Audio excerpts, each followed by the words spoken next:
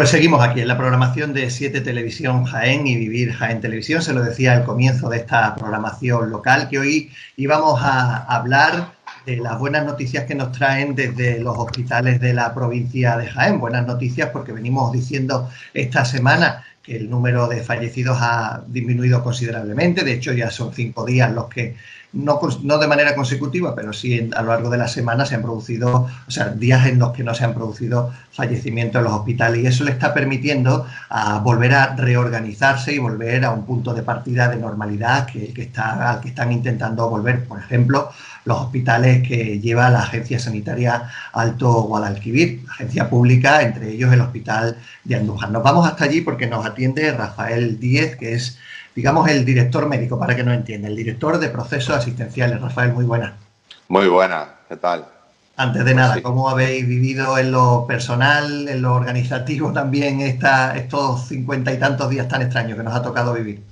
Pues como podéis imaginar y todo lo que se ha escuchado, pues como todas las situaciones que son nuevas, desconocidas y más en el ámbito sanitario, pues una situación difícil, complicada por el desconocimiento, como te digo, pero siempre por parte de todo el personal del hospital, de todos los cuerpos, de médicos, enfermeros, auxiliares, celadores, personal de limpieza, pues haciendo lo posible para salir adelante y luchar contra esta situación que no nos engañemos, ha sido una situación complicada. Y no solo para la gente del hospital, sino para la población, por supuesto. Está claro, era algo para lo que no estábamos preparados. Ahora le pregunto, pero voy a empezar por el final, que es la noticia que conocíamos esta semana de que a la agencia pública a la que pertenece el hospital en el que trabaja está, digamos, volviendo a la normalidad. Es cierto que se habían reorganizado servicios como obstetricia, los partos, la pediatría y, en fin, y otros muchos procesos más a la hora de entrada, de la llegada de los pacientes, y todo eso al final se está reorganizando para volver a un punto de partida porque los datos así lo permiten, ¿no? Claro, sí, siempre todo con mucha cautela, atendiendo a los datos que se recogen pues, a nivel regional, también indiscutiblemente a nivel local, y todo invita y parece que orienta a intentar hacer a retomar la actividad como debe de ser, pero siempre con cautela de esos datos que insistimos en lo que nos indican un poco cómo va la dinámica de esta pandemia, y es lo que nos va a permitir, pues como el propio nombre dice, desescalada y vuelta a la actividad normal, pero siempre atendiendo a la situación en el momento. ¿Es un proceso que va a durar varios días, varias semanas, o es algo que ya se está implantando un poco de manera definitiva, o cómo es la organización, digamos, del hospital ya a día de hoy? Sí, como te digo, es un proceso que ante todo requiere calma. No queremos dar un paso en falso. Si hay que dar un paso atrás porque la situación lo acompaña, pues se da, pero no dar un paso por querer correr y equivocarnos. Entonces, como te digo, se está trabajando en ello.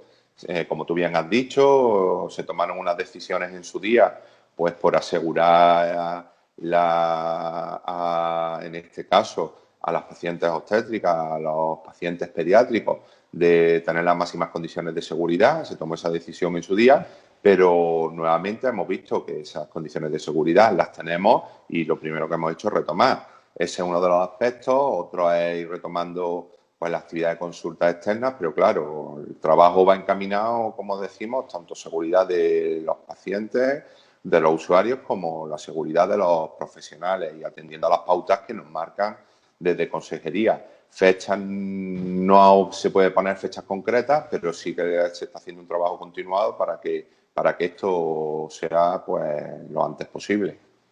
En definitiva, si lo permite la pandemia, que volvamos pronto a la normalidad. No sé si habéis contabilizado, Rafael, si la atención, es decir, te hablo para que nos entienda la gente, no en términos muy médicos, muy especialistas. ¿La gente le ha dado un poco más de reparo ir al hospital, aun encontrando en unas condiciones hace un mes, con un leve resfriado, se iba a urgencia, y ahora en estas condiciones, con una dolencia un poco mayor, ha dicho, bueno, voy a esperarme a ver si me recupero? Sí, eso sí, los números lo dicen. Se ha notado que ha habido un descenso de la cantidad de urgencias que han sido atendidas, y y pues hombre, en principio no va, vamos, la gente creo yo que ha sido un poco como tú estás comentando de, bueno, Más prudente. me espero, vaya que en el hospital sea peor y eso. Hombre, bien es verdad que eso ha permitido que se trabaje bien, que se dedique una atención mayor a los pacientes que estaban ingresados, que requerían esa mayor atención y dedicación, pero insisto que siempre se ha trabajado por la seguridad, es decir, que las urgencias están ahí, están abiertas para aquellas personas que lo necesiten, tanto antes como ahora, que se están habilitando los circuitos de separación de pacientes por patologías, digamos, respiratorias que pudieran estar relacionadas con el COVID, como de patologías no respiratorias, y siempre haciendo una llamada al uso racional de la urgencia. Es decir, que independientemente de la situación en la que nos encontremos, es importante por la seguridad de todos ese uso racional y poder dedicarle el tiempo y dedicación al paciente que realmente lo requiere, que es una auténtica urgencia, y entonces eso nos va a ayudar, ese uso racional nos va a ayudar a un trabajo indiscutiblemente pues mucho mejor. Se va a dar las circunstancias en los próximos días, semanas, que habrá ya especialistas de especialidades que han estado un poco más calmadas en que llamen a algunos pacientes para seguir haciendo pruebas. Lo digo porque se puede dar ese reparo, es decir, cuando un especialista o cuando alguien llame de una consulta es porque se dan todas las circunstancias como para garantizar la seguridad del paciente, de los sanitarios y que se pueda efectivamente retomar esa normalidad.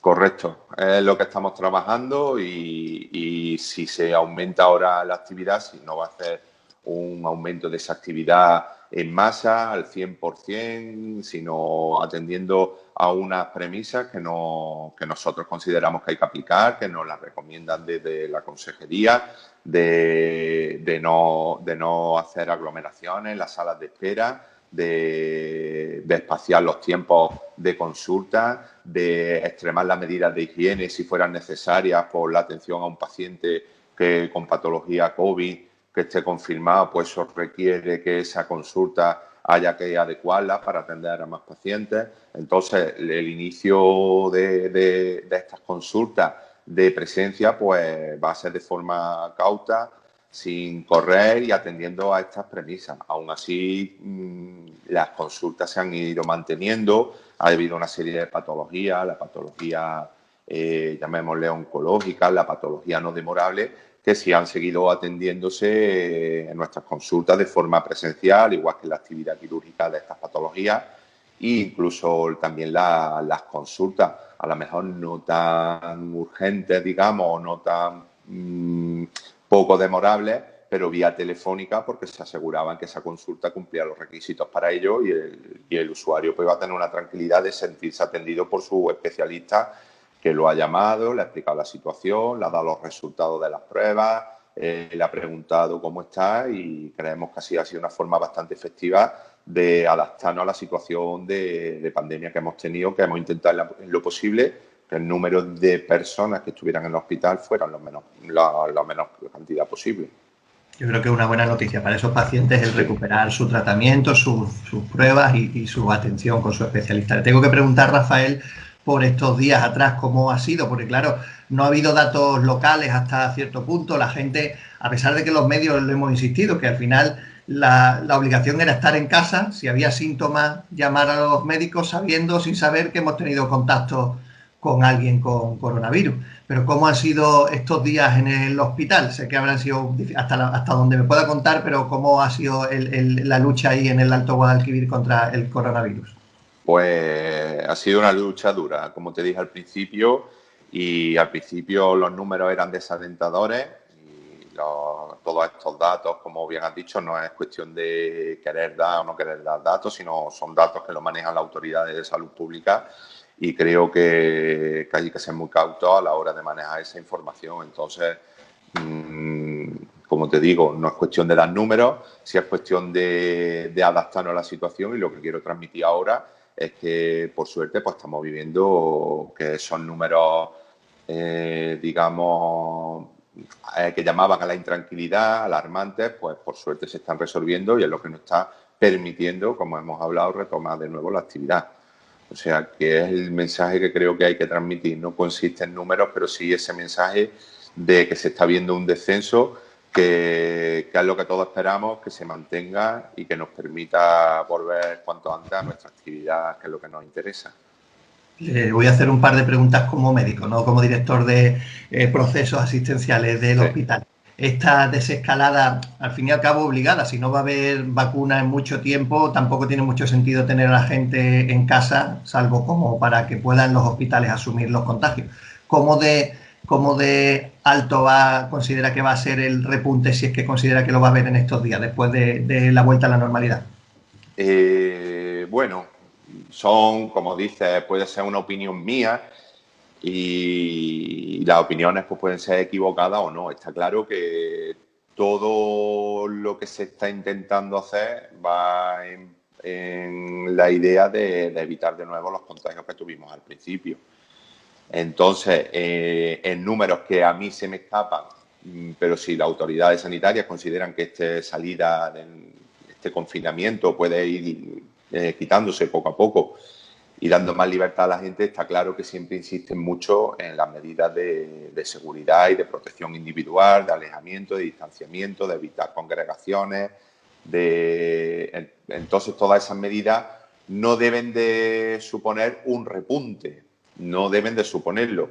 Pero, claro, eso es una suposición que luego veremos a ver la realidad. De todas formas, insisto, nosotros todos los pasos que estamos dando, no a nivel hospitalario, sino por las recomendaciones que tenemos de consejería, es que siempre van a analizarse las situaciones, van a medirse los nuevos números que surjan y esperemos que no, pero lo mismo esto es un proceso dinámico en que lo mismo hay que ir tomando modificaciones sobre decisiones que se han tomado previamente. Entonces, hablar de que si va a ser peor o mejor, pues confiemos en las autoridades, nos están dando esa libertad y confiemos también en que la población se adapte a esas recomendaciones y sean muy pulcros a la hora de seguir esas recomendaciones. Si eso es así, pensemos, confiemos y seamos positivos en que la cosa nos va a dar más libertad y podamos adaptarnos cada día más a la situación que todos queremos, de una situación habitual, diaria y cotidiana.